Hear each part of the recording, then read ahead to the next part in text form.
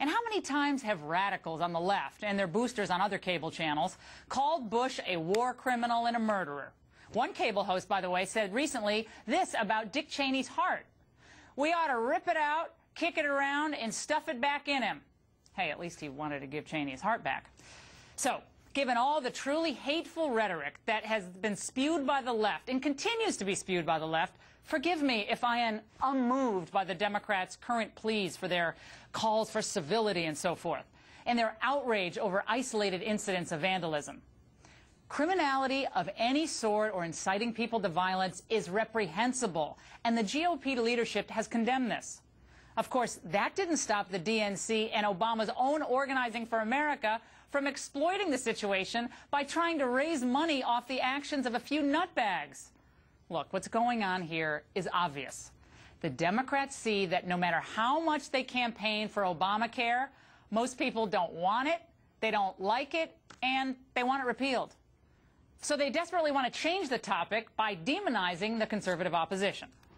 When they were called out by Eric Cantor yesterday, DNC Chair Tim Kaine and Chief Democrat fundraiser Chris Van Hollen refused to apologize and demanded that the GOP ratchet down the rhetoric. Ratchet down the rhetoric?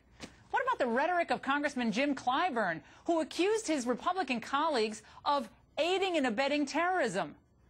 Clearly, what Democrats are hoping to do is intimidate Americans from expressing vehement opposition to anything that the liberals are ramming through, like immigration.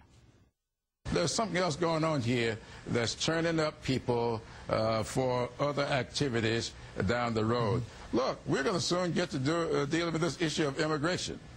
And I'm afraid that if we don't tap this down now, that controversial issue could very well generate something that could lead to some catastrophic events.